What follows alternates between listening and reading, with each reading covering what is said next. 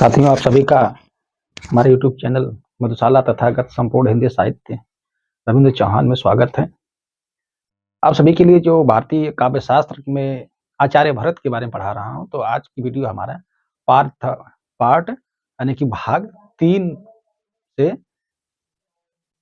जाएगी, जिसमें संचारी भाव के बारे में हम बता रहे हैं।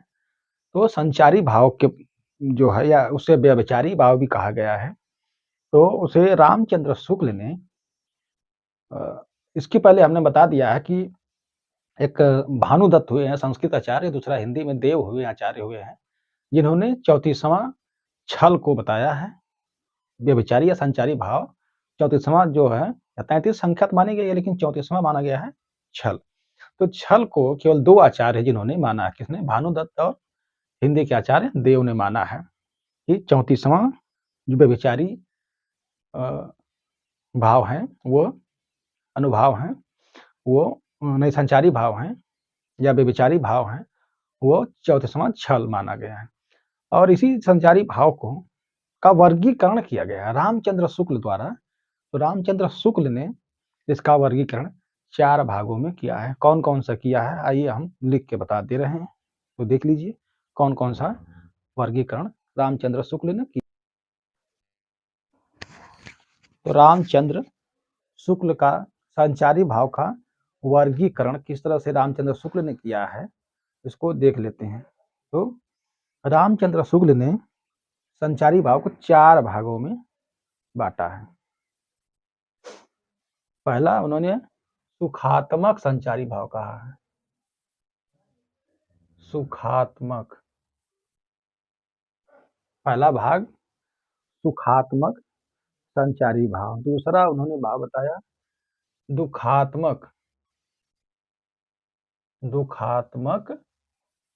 संचारी या व्यभिचारी भाव का वर्गीकरण में उन्होंने बताया है। तीसरा उभयात्मक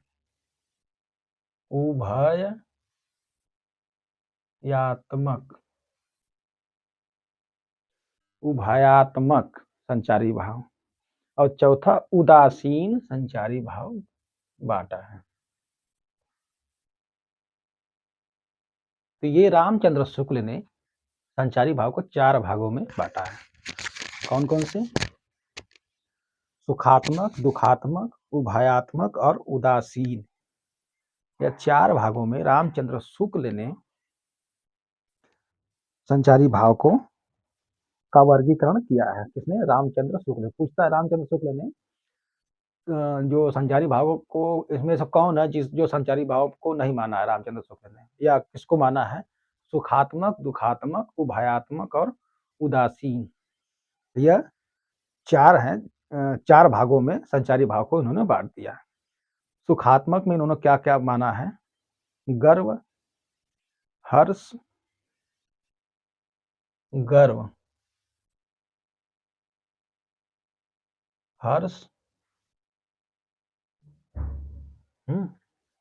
ये हर्ष है, ठीक।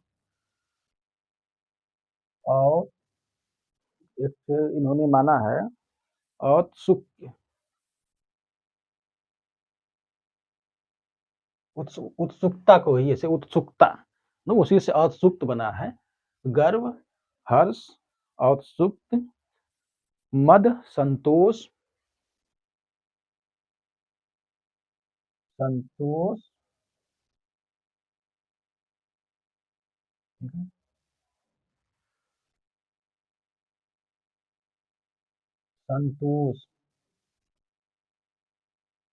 मद, संतोष, चपलता, मृदुलता, धैर्य। चपलता, मृदुलता तथा धैर्य। ये रामचंद्र शुक्ल ने इसे सुखात्मक संचारी भाव माना है। गर्व, हर्ष, उत्सुकता, गर्व, हर्ष, उत्सुकता, मद, संतोष, चपलता, मृदुलता तथा धैर्य। इसको इन्होंने सुखात्मक भागों में रखा है। गर्व, हर्ष, औत्सुक, मद, संतोष, चपलता, मृदुलता तथा धैर्य, इसको रामचंद्र शुक्ल ने सुखात्मक कैटेगरी में रखा है। ठीक है। अब दूसरा है दुखात्मक। दुखात्मक में क्या क्या उन्होंने रखा है? लज्जा, असूया, अमर्ष। लज्जा, असूया, तीसरा अमर्ष। लज्जा, असूया, अमर्ष और हित्था, त्रास। और हित्था, त्रास। ठीक है। और हित्था के बाद त्रास, विषाद, शंका, चिंता। विषाद, शंका तथा चिंता, ये दुखात्मक वर्ग में, इस संचारी भाव को दुखात्मक वर्ग में रामचंद्र शुक्ल ने बांटा है। ठीक है। तो सुखात्मक में उन्होंने गर्व, हर्ष, उत्सुकता, मद, संतोष, चपलता, मृदुलता तथा धैर्य। और लज्जा, असूया, अमर्ष, अवस्था, त्रास, विषाद, शंका तथा चिंता को इन्होंने दुखात्मक वर्ग में बांटा है। अब आता है उभयात्मक। तो उभयात्मक वर्ग में इन्होंने आवेग, स्मृति, आवेग, स्मृति, आवेग, स्मृति, विस्मृति,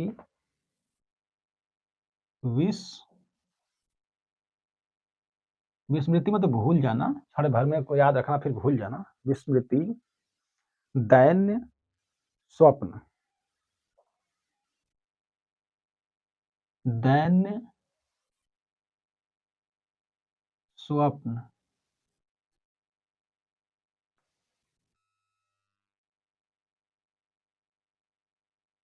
दैन्य और स्वप्न।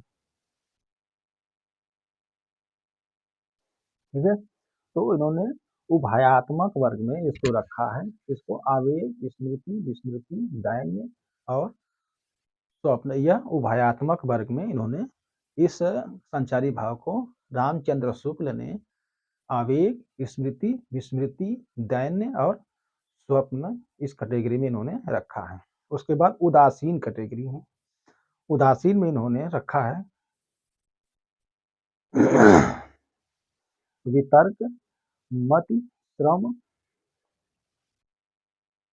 वितर्क,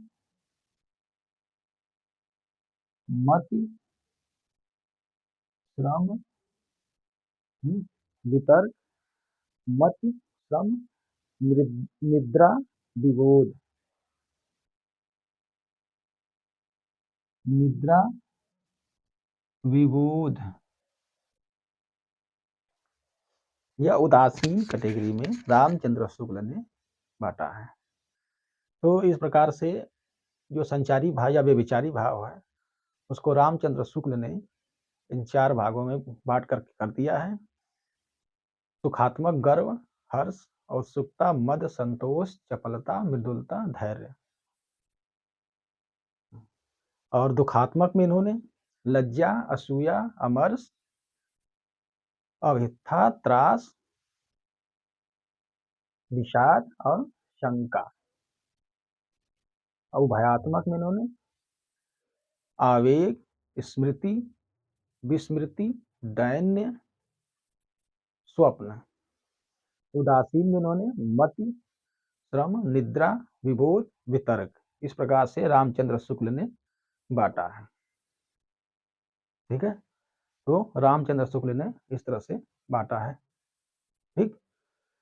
अब आइए आगे हम भरत मुनि के अनुसार चलते हैं।